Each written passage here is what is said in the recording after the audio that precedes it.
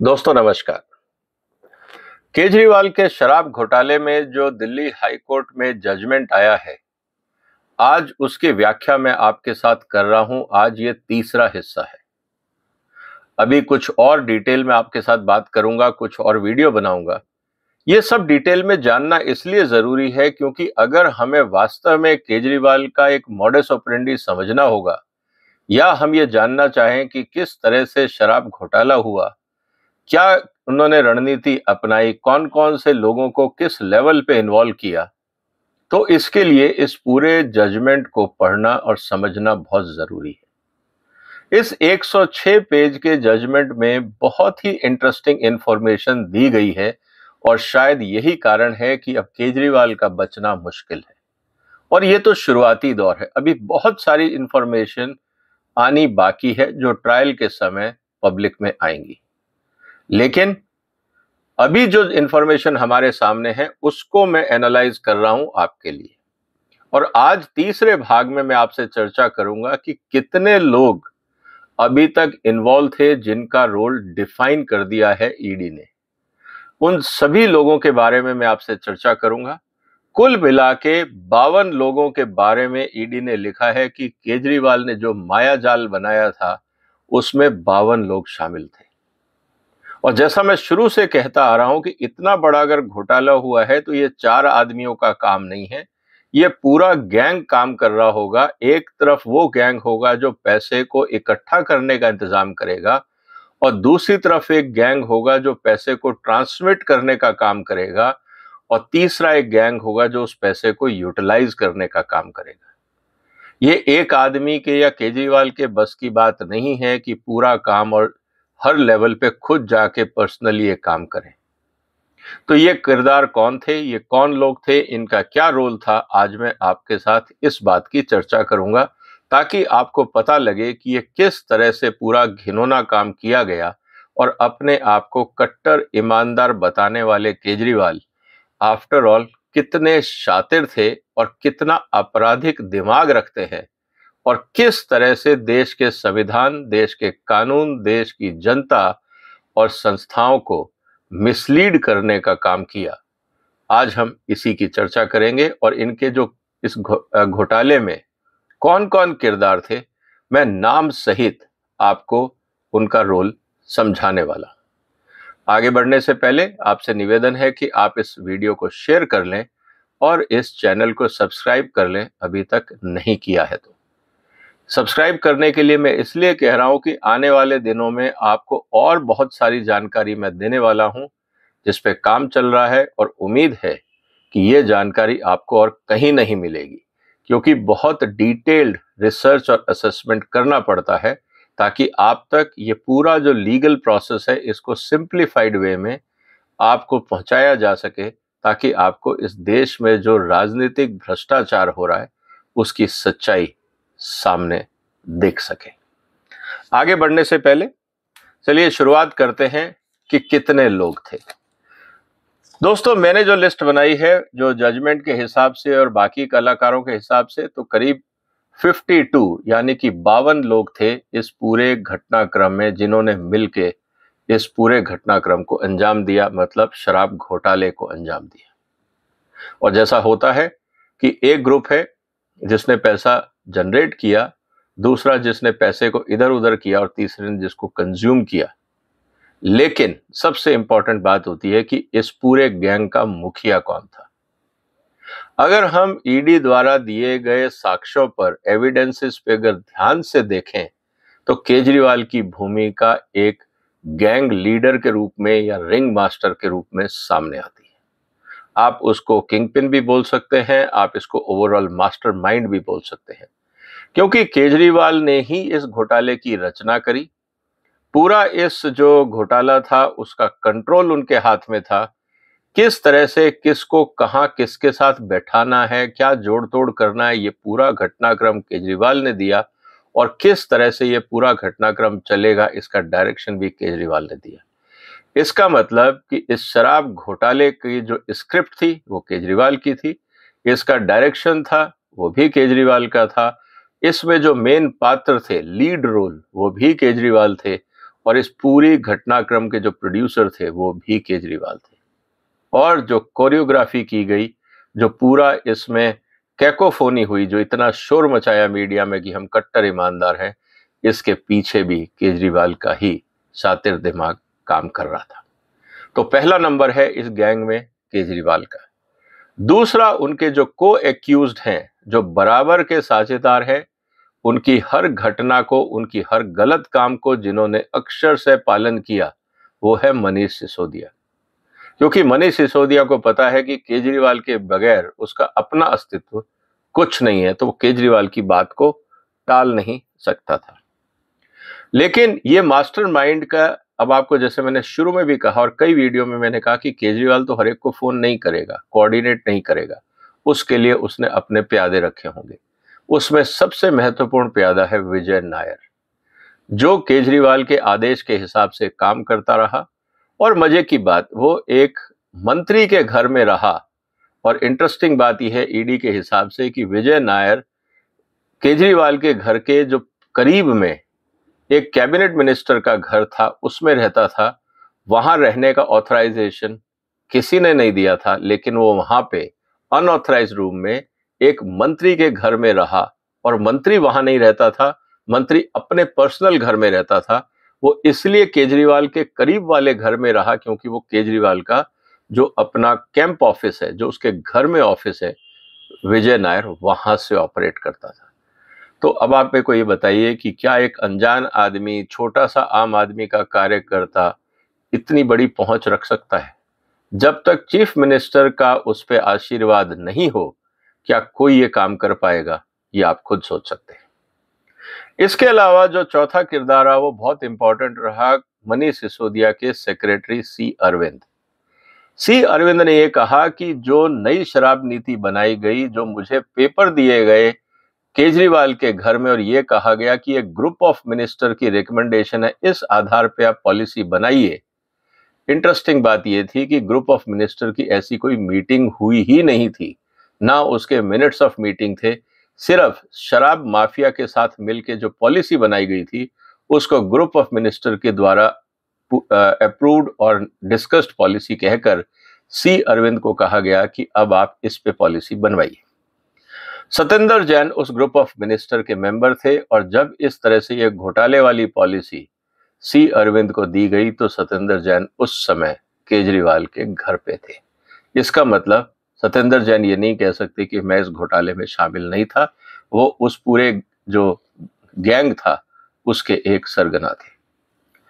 बुची बाबू जो कविता के सीए थे, फाइनेंशियल एडवाइजर थे, उन्होंने अपने व्हाट्सएप चैट में और ये बताया कि इस तरह का घटनाक्रम हुआ, कविता और केजरीवाल के बीच में इस तरह का कोई नेगोशिएशन हुआ था कि साउथ ग्रुप 100 करोड़ रुपए देगा और 45 करोड़ रुपए ट्रांसफर किए गए। ये सारा चैट, ये सारा डिस्कशन बुच्ची बाबू के मोबाइल से मिला और उन्होंने ईडी को जो विटनेस दी है, अपना स्टेटमेंट रिकॉर्ड कराया है, उसमें उन्होंने साफ कहा है।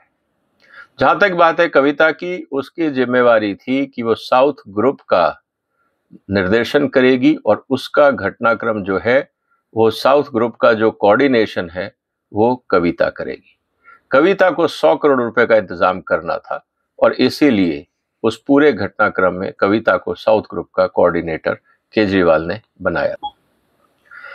कविता के अलावा जो एक महत्वपूर्ण नाम आता है वो है अरुण पिल्लई का। आपने कई बार नाम सुना होगा कि इस मनी ट्रांजैक्शन में पैसा कैसे अरेंज होगा, कैसे ट्रांसफर होगा, इसमें अरुण पिल्लई का पूरा हाथ था। मंगूटा श्रीनिवास रेड्डी जो एमपी थे और वो वहां के काफी बड़े शराब के कारोबारी हैं, वो दिल्ली में अपना व्यापार बढ़ाना चाहते थे। उन्होंने केजरीवाल से अपॉइंटमेंट लिया, केजरीवाल ने अपॉइंटमेंट दिया और कहा कि देखिए किस तरह से शराब का यहाँ व्यापार होगा, इसको जानने के लिए आप कविता से मिल लीजिए। और जब वो कविता से मिले तो कविता ने उनको कहा कि देखिए 100 करोड़ अरविंद केजरीवाल ने मांगे हैं और उसमें से आप मुझे 50 करोड़ रुपए का इंतजाम करिए। और जब वो मंगूटा रेड्डी उन्होंने कहा कि ठीक है मेरा बेटा इसको कोऑर्डिनेट करेगा, तो तब रोल आता है राघव मंगूटे का। राघव जो उनका बेटा है, उसने फिर 25 करोड़ रुपए का इंतजाम किया और अभिषेक बोनपल्ली को सामने इन्वॉल्व किया गया इस पूरे घटनाक्रम में। और गोपी कुमारन, शायद आपने नाम सुना हो या ना सुना हो, गोपी कुमारन एक ऐसा कैरेक्टर है इस पूरे घटनाक्रम में जिसने कैश का इंतजाम किया। और इंपॉर्टेंट चीज ये थी कि ये पूरा पैसा मिस्टर रेड्डी के पास खुद नहीं था, तो उन्होंने ये पूरा पैसा इंतजाम किया राघव रेड्डी ने अपने अंकल से, सुधाकर रेड्डी, जिन्होंने उनको 25 करोड़ रुपए लोन दिए केजरीवाल को रिश्वत देने के लिए। तो इसका मतलब ये है कि इसमें जो रेड्डी फैमिली है, जो एमपी है, वो, उनका बेटा, उनका भाई, ये सब लोगों ने मिलकर 25 करोड़ रुपए का इंतजाम करके केजरीवाल तक पहुंचाए। शरद रेड्डी इस पूरे घटनाक्रम में शामिल रहा, जो मनी ट्रांसफर में इन्वॉल्व रहा। कैलाश गहलोत का नाम आया, जहां पे विजय नायर अनऑथराइज रूप में रह रहा था। कैलाश गहलोत ने ये अपना स्टेटमेंट दिया है कि साहब, मैं अपने घर में, ऑफिशियल घर में नहीं रह रहा था, मैं अपने पर्सनल घर में रह रहा था। विजय नायर वहां कैसे पहुंचा, विजय नायर मेरे घर में कैसे रह रहा था, मुझे इसके बारे में नहीं पता। इसके अलावा जो इंपॉर्टेंट था कि साउथ लॉबी एक काम कर रही थी और जो नॉर्थ में जो पैसा होलसेलर से इकट्ठा करना था, वो जिम्मेवारी थी दिनेश अरोड़ा की। दिनेश अरोड़ा ने 31 करोड़ रुपए इकट्ठे किए, और किसके हिसाब से किए और किसको पहुंचाए, एक कैरेक्टर है रजनीश जोशी, राजेश जोशी। ये वो राजेश जोशी है जो चैरियट प्रोडक्शन, जिसने गोवा का आम आदमी का एडवर्टाइजिंग कैंपेन संभाला था। इसका मतलब ये एक कंपनी को यूज किया गया सारे घोटाले के पैसे की ट्रांसफर करने के लिए, और राजेश जोशी को पैसे दिए गए कि आप कैंपेनिंग का सारा इंतजाम करिए और सारा पैसा आपको मिलेगा, लेकिन सारा पैसा भेजा गया घोटाले का जो था वो हवाला के माध्यम से। इसी तरह से जब राजेश चौधरी जो था, उन्होंने जब इस पूरे गोवा कैंपेन की जिम्मेवारी संभाली, तो वो एक आदमी से डील करते थे जिसका नाम था सुधीर, और सुधीर जो था वो विजय नायर का असिस्टेंट था गोवा कैंपेन को कोऑर्डिनेट करने के लिए। लेकिन चैरियट प्रोडक्शन ने खुद तो काम किया नहीं, वो तो कोऑर्डिनेटर थे। फिर उन्होंने इंतजाम किया, बाकी जो थे वेंडर्स, जो उनको एडवर्टाइजिंग मटेरियल सप्लाई करते थे, अरेंजमेंट्स करते थे, एक कंपनी थी ग्रेस एडवर्टाइजिंग, जिसके मालिक थे इस्लाम काजी। उन्होंने इस बात को कबूल किया कि मुझे कैश दिया गया जो हवाला के माध्यम से आया। इसी तरह से एक और कंपनी थी स्पार्क्स एंटरटेनमेंट, जिसके मालिक थे एरॉन डिसूजा। उन्होंने भी ये कहा कि मुझे कैश ट्रांसफर किया गया हवाला के माध्यम से। अब हवाला का पैसा किसने पहुंचाया? एक मिस्टर आनंद व्यास, मुंबई के हवाला कारोबारी, अमित पटेल, ये भी मुंबई के हवाला कारोबारी, इन दोनों ने मिलकर घोटाले का इंतजाम किया। और इसी तरह से गोवा में एक हवाला व्यापारी थे जो क्योंकि हवाला के जो लोग होते हैं, इनका पूरा नेटवर्क होता है। तो गोवा में जो हवाला के कारोबारी थे आर कांतिलाल, इन्होंने पूरा पैसा रिसीव किया। जितना घोटाले का पैसा आ रहा था हवाला के माध्यम से, कांतिलाल ने रिसीव किया, और उनका एक एम्प्लॉय सागर पटेल, वो इस पूरे में इन्वॉल्व था इस घटनाक्रम में। और दूसरी तरफ से चैरियट से जो आदमी इन्वॉल्व था, उसका नाम था प्रिंस कुमार एंड राजीव मधुकर। ये लोग इन्वॉल्व थे कंपनी की तरफ से कि जो अरेंजमेंट करना है, पैसे का इंतजाम होना है, ये लोग करते थे। लेकिन इंटरेस्टिंग बात क्या थी कि आफ्टर ऑल जितना पैसा जा रहा है हवाला के माध्यम से, किस एमएलए टिकट वाले को कितना पैसा दिया जाएगा, ये सारी जानकारी कोई तो बताएगा, नहीं तो कैसे पैसा डिस्ट्रीब्यूट होगा। इस काम के लिए एक आदमी को रखा गया, उसका नाम था चंद्रप्रीत सिंह। चंद्रप्रीत सिंह आप आदमी, जो आप पार्टी है, उसके एम्प्लॉय में था, उसमें था। पहले ये चैरियट प्रोडक्शन में काम करता था, वहां से व्यक्ति छोड़ के इसने फ्रीलांसिंग शुरू करी। क्योंकि ये विजय नायर के करीब आ गया था, तो उसको आम आदमी पार्टी में सैलरी पे रखा गया कि तुम पूरा गोवा का जो इलेक्शन कैंपेन है, उसकी फंडिंग का जो अरेंजमेंट है, उसका जो मैनेजमेंट है, अकाउंटिंग है, वो तुम देखोगे। चंद्रप्रीत सिंह ने गोवा कैंपेन को मैनेज किया। और इंटरेस्टिंग बात यह है कि ये फ्रीलांसर था, लेकिन इसको सैलरी मिलती थी आम आदमी पार्टी से। एक कंपनी थी विजिबल कम्युनिकेशन, एक और कंपनी थी पीआर लिमिटेड और एक कंपनी थी ओएमएल जो विजय नायर की अपनी कंपनी थी, उससे भी इसको तनख्वाह मिलती थी। तो कुल मिला के जितने कैरेक्टर इन्वॉल्व थे सब ने चंद्रप्रीत को अपना अपना हिस्सा दिया। लेकिन सबसे इंपॉर्टेंट चीज थी कि अशोक पटेल, करण भाई पटेल और जगदीश शर्मा, इनकी जिम्मेवारी ये थी कि ये हवाला के पैसे को सही लोगों तक पहुंचाएं ताकि जो पैसे का ट्रांसफर होना है घोटाले का वो टाइम पे हो सके। इस पूरे घटनाक्रम में एक और कैरेक्टर आता है जिसका नाम है केएस एंटरप्राइजेस। अब कहने को तो ये कंपनी है, लेकिन दोस्तों केएस एंटरप्राइजेस और अशील कॉरपोरेशन, ये दो नाम सुन के आपको लगेगा कि ये कोई कंपनियां हैं। ये कंपनियां नहीं है, ये एक्चुअली हवाला कारोबारियों की ऑर्गेनाइजेशन है। ये केएस एंटरप्राइजेस जो इसके मालिक है देवांग सोलंकी, उन्होंने करीब 7 करोड़ का इंतजाम किया और अशोक चंद्र भाई जो अशील कॉरपोरेशन के हैं उनको दिया गया, और इसी तरह से अशोक चंद्र ने 12 करोड़ रुपए कीर्ति अंबालाल जो एक हवाला कारोबारी हैं उनको दिए। इसी तरह से मैसर्स नीलकंठ, मैसर्स अंबे, ये सब हवाला कारोबारी हैं, इनको पैसा पहुंचाया गया। राजेश जोशी जो ओनर थे चैरियट प्रोडक्शन के, उनका रोल इसमें रहा। दामोदर प्रसाद जो चैरियट के थे उनसे भी पूछताछ की गई कि क्या आपने सारा काम बैंक के थ्रू किया, तो उन्होंने कहा नहीं, बहुत सारा पेमेंट कैश में हुआ और कुछ पेमेंट चेक से भी हुआ, बैंक के थ्रू भी हुआ। ये पूरी बात हमें समझनी।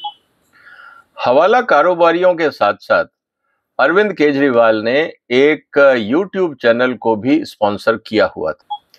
आपने नाम सुना होगा, एक टीवी यूट्यूब चैनल था इंडिया अहेड न्यूज, जिसपे बाकायदा न्यूज प्रसारित होते थे, टीवी डिस्कशन होते थे और बड़े बड़े सो कॉल्ड जो इंटेलेक्चुअल थे, पत्रकार थे, रिटायर्ड एडिटर थे, वो उनके पैनल में खड़े होते थे और मोदी के खिलाफ बहुत सारी बातें किया करते थे। एक्चुअली ये पूरा का पूरा चैनल स्पॉन्सर्ड था केजरीवाल के द्वारा। इस बात को भी हमें, यूट्यूब चैनल जिसपे केजरीवाल ने स्पॉन्सरशिप दे रखी थी, उसके मालिक थे गौतम मूथा, जो बोयनपल्ली के साथ उनकी पार्टनरशिप थी इस चैनल में, और अरविंद सिंह भी इस चैनल में शामिल थे क्योंकि वही इस पूरे कारोबार को, जो यूट्यूब चैनल था, इसको संभालते थे। इंटरेस्टिंग चीज ये है कि इसमें कुछ नए नाम ऐसे हैं जिसके बारे में मैंने पहले नहीं सुना था, लेकिन ईडी ने अपने इन्वेस्टिगेशन में कुछ नए कैरेक्टर्स के नाम रखे हैं। इसीलिए बार बार लोग ये कह रहे थे कि साहब कुछ मिला नहीं, किस बात को लेके केजरीवाल को फंसाया जा रहा है। एक कैरेक्टर जिसका नाम आया वो है चंदन कुमार त्रिपाठी।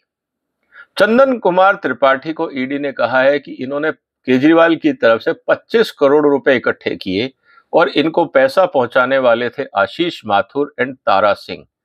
अब आशीष माथुर और तारा सिंह कौन है, इसकी डिटेल अभी तक ईडी ने नहीं बताई है, लेकिन इसका मतलब ये है कि ये 25 करोड़ कहां से इकट्ठे हुए, कौन इन्वॉल्व थे, इसकी जानकारी भी ईडी के पास होगी, लेकिन अभी तक उन्होंने सार्वजनिक नहीं करी है।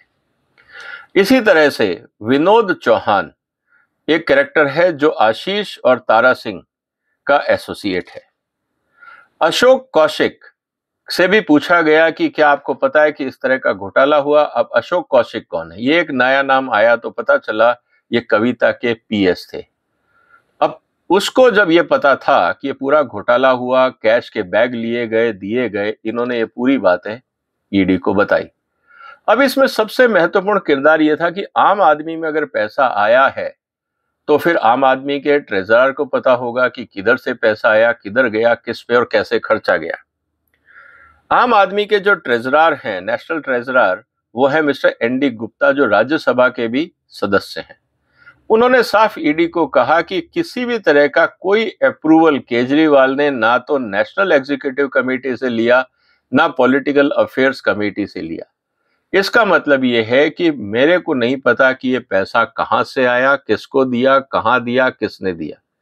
तो क्योंकि ये ऑफिशियल रूट नहीं था, ये किसी भी रूप से आम आदमी पार्टी के अकाउंट में नहीं आया, तो इसलिए मुझे इसकी कोई जानकारी नहीं है। इसका मतलब यह है कि ये पूरा का पूरा ट्रांजैक्शन आउटसाइड बैंकिंग सिस्टम करने का प्रयास किया गया और इसमें हवाला कारोबारी का यूज किया गया। ये बात जब आम आदमी पार्टी के जो कैंडिडेट्स गोवा में चुनाव लड़ रहे थे, जब उनसे पूछा गया तो उन्होंने इस बात को कहा कि हमें केजरीवाल ने खुद कहा कि आप चुनाव लड़िए, पैसे की चिंता मत करिए, पैसा आप तक पहुंच जाएगा। और हमें कैश ट्रांसफर भी हुआ, और जिस तरह से कैंपेन हुआ और जो कैंपेन का खर्चा था उसमें भी काफी हद तक कैश ट्रांसफर किया गया था। ये बात आम आदमी पार्टी के कैंडिडेट्स ने खुद बताई है, लेकिन अभी तक ये कौन कैंडिडेट्स थे, ईडी ने इनके नामों का खुलासा नहीं किया है, क्योंकि हो सकता है कि आम आदमी पार्टी के जो लीडर्स हैं वो उनको धमकाएं और किसी तरह का उन पर दबाव डालें। अब समस्या ये थी कि जो पूरा घोटाला हो रहा है, 5% से 12% जो किया गया, जो 7% का कमीशन बढ़ाया गया प्रॉफिट के नाम पे, वो करीब 338 करोड़ बनता है। लेकिन अगर इस पूरे घोटाले में अगर कोई कंपनी और रोल प्ले करेगी तो उससे तो केजरीवाल की अंडरस्टैंडिंग थी नहीं। तो जो कंपनी केजरीवाल के साथ अंडरस्टैंडिंग में नहीं थी, उसको कहा गया कि तुम लाइसेंस को सरेंडर करो। सो महादेव लीकर को यह कहा गया कि आप अपना लाइसेंस सरेंडर करिए। कैंसिल कर नहीं सकते थे क्योंकि वो एविडेंस बन जाता, वो प्रोटेस्ट करता, वो जेल चला जाता या वो कोर्ट चला जाता न्याय के लिए। लेकिन क्योंकि उनको ये सब चक्रों से दूर रहना था, इसलिए उसी को कहा गया कि आप खुद ही लाइसेंस सरेंडर कर दो। और साथ ही साथ इंडो स्पिरिट का जो लाइसेंस है उसको ग्रांट किया गया, और इसमें क्योंकि आम आदमी के लोगों का इंटरेस्ट जुड़ा हुआ था, इसीलिए पूरी जो घटनाक्रम है, महेंद्रू का आपने रोल देखा होगा, वो इंडो स्पिरिट के काम से हुआ है। इस पूरे इशू को लेके जब ये कंप्लेंट की गई कि साहब इस तरह से अगर आप करोगे तो ये कार्टेलाइजेशन हो जाएगा, केजरीवाल ने इस सुझाव का भी अनादर किया और ये कह के कि हमें कोई फर्क नहीं पड़ता। तो दोस्तों, करीब 52 किरदार थे इस पूरे घटनाक्रम में, जिनके बयानों के आधार पे जब ईडी ने अपना पक्ष रखा तो कोर्ट ने इस बात की गंभीरता को समझा और केजरीवाल की जो एप्लीकेशन थी कि आप जेल, जो आपका अरेस्ट है वो गलत है और हम आपको रिहा करते हैं, कोर्ट ने इस एप्लीकेशन को रिजेक्ट किया और केजरीवाल की जो अरेस्ट है उसको सही ठहराया। अब ईडी ने क्या दलीलें दी और कोर्ट का क्या उस पर संज्ञान था, ये मैं आने वाले वीडियोस में आपके साथ चर्चा करूंगा, क्योंकि काफी लंबा वीडियो हो जाता है। तो ये कैरेक्टर कौन थे, इसके बारे में अब आपने समझ लिया। ये और बहुत सारे कैरेक्टर होंगे इस पूरे प्रोसेस में। एक जानकारी के हिसाब से करीब 450 के आसपास विटनेसेस से ईडी ने पूछताछ करी है। हो सकता है कि अभी कुछ और नाम उसमें जुड़ गए हो।